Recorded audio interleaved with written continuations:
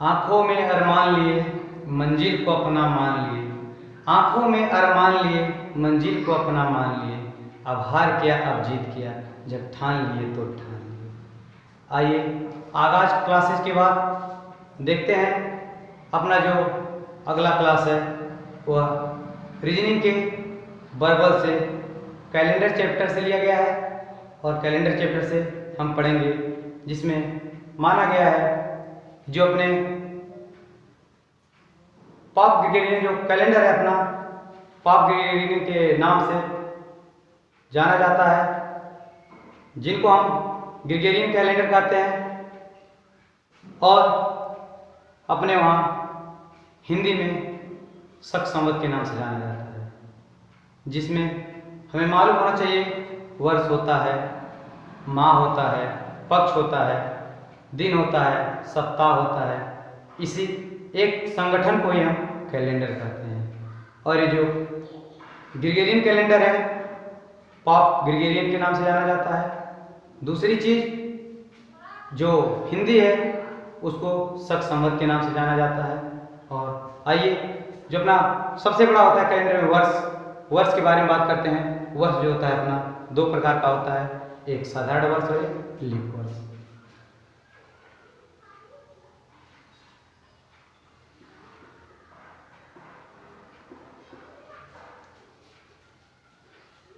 देखते हैं हम कि जो आपका कैलेंडर दिख रहा है इसमें सबसे बड़ा होता है वर्ष, जो कि दो प्रकार का होता है। पहला होता है साधारण वर्ष और दूसरा होता है लीप वर्ष। हमें मालूम है, आप सबको जानकारी होना चाहिए कि जो साधारण वर्ष होता है अपना 365 दिन का होता है और जो लीप वर्ष होता है 366 दिन का होता है। सभी को यह पता होना चाहिए कि जो साधारण वर्ष अपना दिखता है 365 दिन और जो कहा गया है 365 से एक शास्त्र मानते हैं, जो कि वो मिनट घंटा को जोड़कर फिर हर 4 साल पे एक लीप वर्ष बनाया गया, क्योंकि इसमें 365 दिन और इसमें 366 दिन होते हैं। तो याद रखिए कैसे होता है। इस 365 जो साधारण वर्ष आपका दिख रहा है 365 तो होता ही है, प्लस इसी 365 दिन के बाद आपका आता है 48 घंटे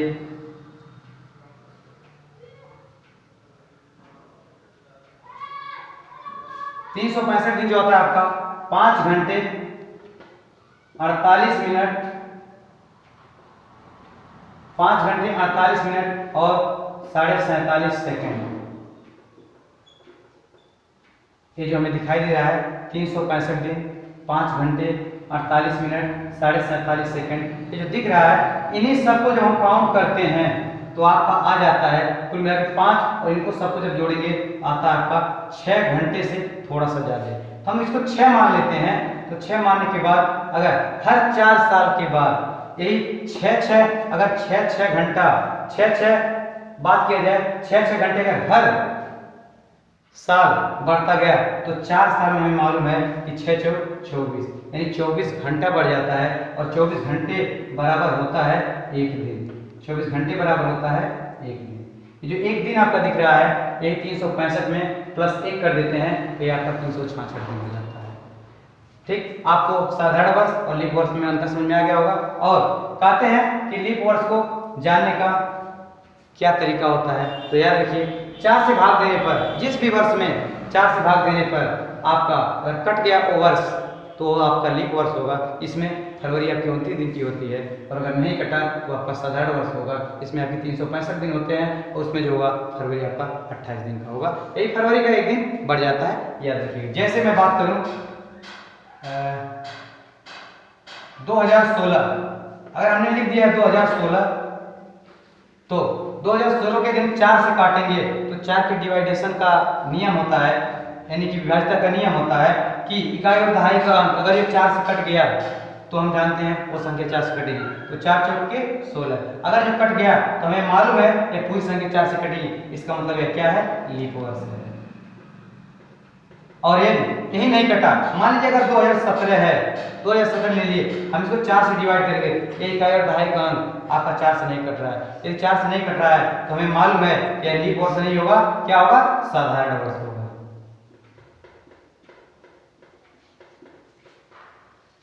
यही इतना कंसेप्ट हमें जारी रखना है कि जो 4 से कटता है लीप वर्ष होता है, जो 4 से नहीं कटता है वो आपका साधारण वर्ष होता है। और याद रखिएगा, आप लोग इसको नोट डाउन करते रहिएगा, और अगर हो पाए तो नोट डाउन करिए, फिर इसके शॉट लेते रहिएगा।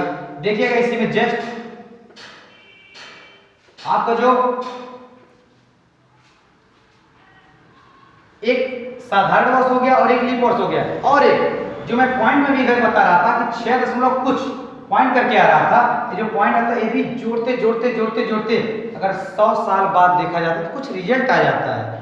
तो 100 साल के बाद एक वर्ष और आता है, जब इसमें कैलेंडर अपना खराब होने लगता है तो अगली बार आपको जो तीसरा नंबर का आता है वो होता है शताब्दी वर्ष। शताब्दी वर्ष जो आपका होता है वो होता है 100 सालों का। मान लिया गया यहाँ पे मैं 1600 लिखा हूँ, इसका मतलब शताब्दी वर्ष है। मैं अगर 100 लिखा हूँ शताब्दी वर्ष है, 200 लिखा हूँ शताब्दी वर्ष है, 300 लिखा हूँ शताब्दी वर्ष है, अगर मैं 400 लिखा हूँ तो शताब्दी वर्ष है। याद रखिएगा ये जो आपका दिख रहा है 100, 4 से तो कटेगा, पर कुछ बच्चे कहते हैं कि 1600 जो आपका दिख रहा है वो साधारण वर्ष है या लीप वर्ष है। जवाब दे रहे हैं, ध्यान रखिएगा। इसको तो हमने जान लिया कि 4 से भाग करेंगे लीप वर्ष आ गया, पर याद रखिएगा जो शताब्दी वर्ष होता है इसको हमें 4 से नहीं 400 से भाग देना होता है। अगर 400 से भाग देने पर अगर जो कट गया हो शताब्दी वर्ष तो शताब्दी वर्ष लीप वर्ष होगा, अन्यथा वो शताब्दी वर्ष केवल शताब्दी वर्ष होगा, लीप वर्ष नहीं होगा। देखिए एक एग्जांपल देते हैं आपको, या लिखें 100, 200, 300 और 400।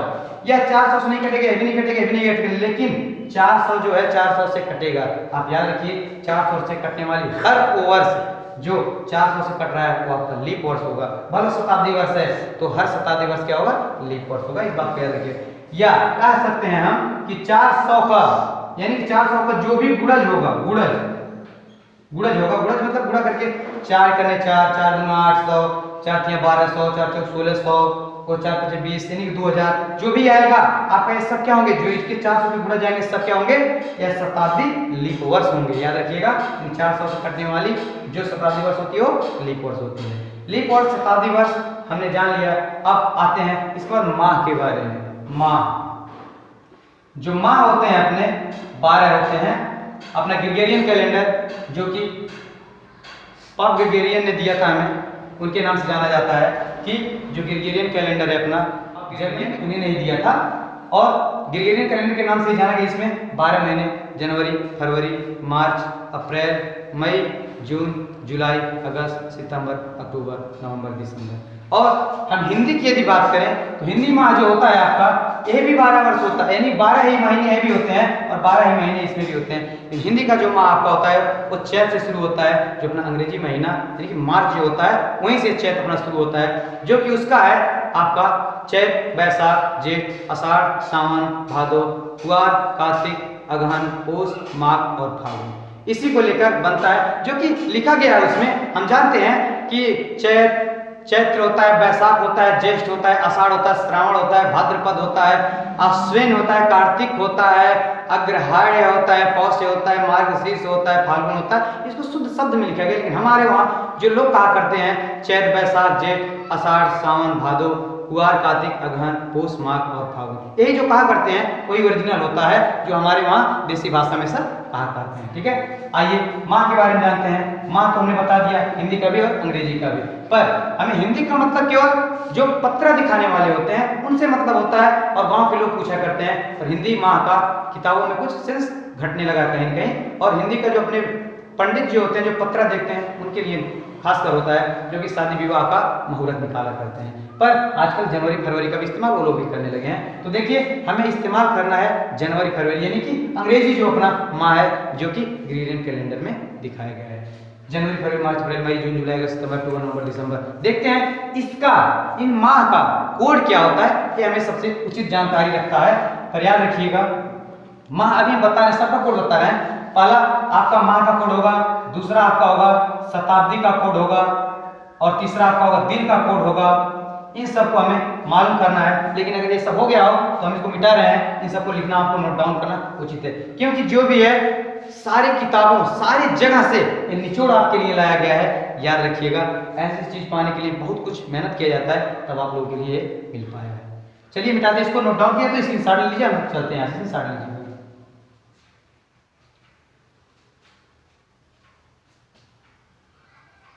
हो गया होगा।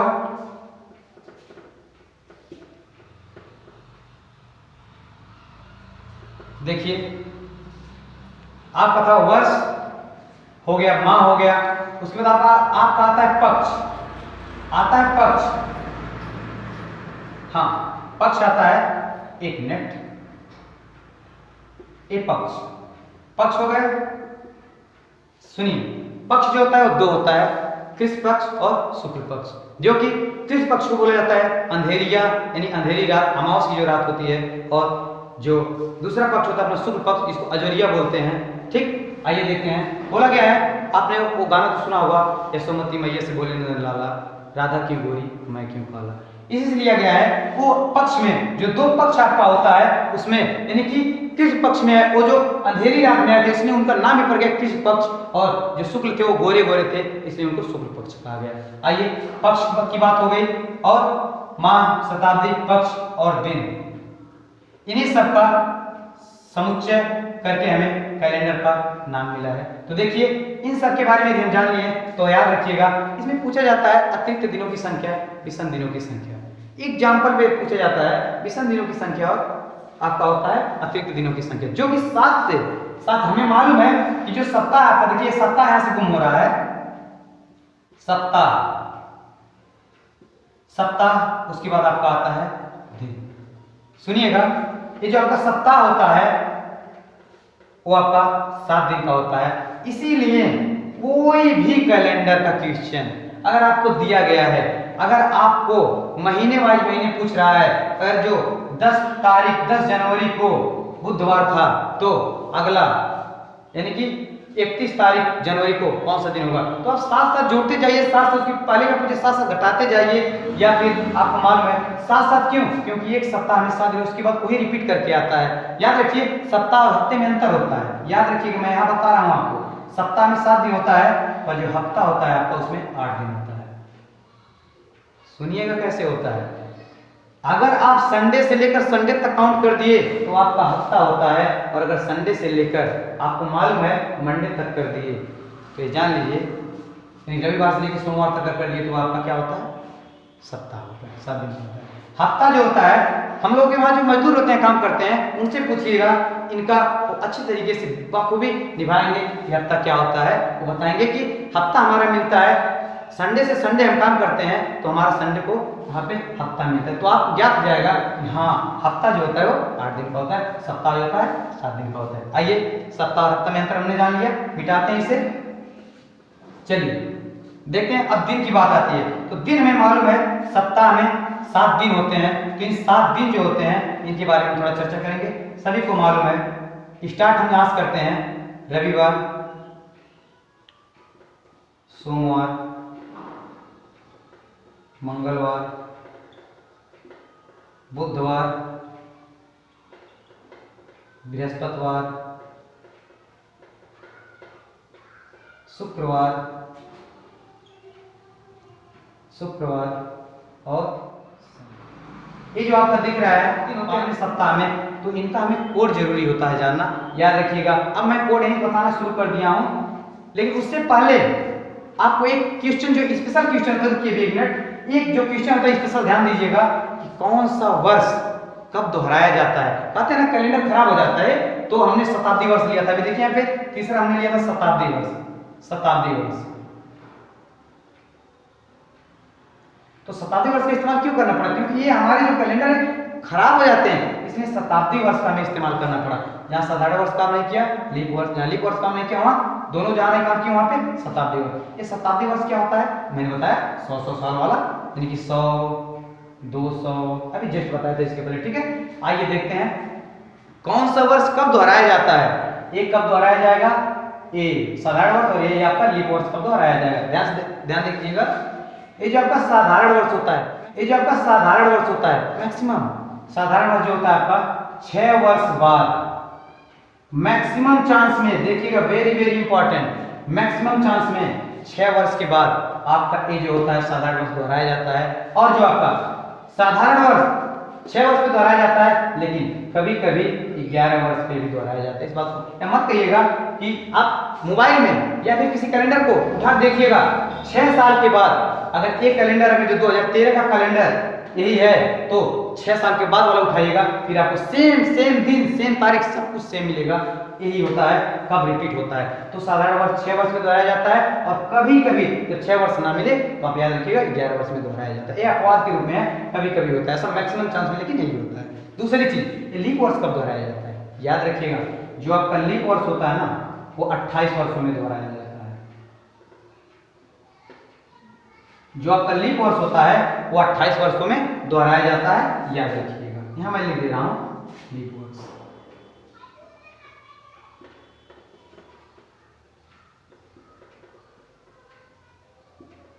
जो लीप वर्ष होता है 28 वर्ष में, और जो साधारण वर्ष होता है, और जब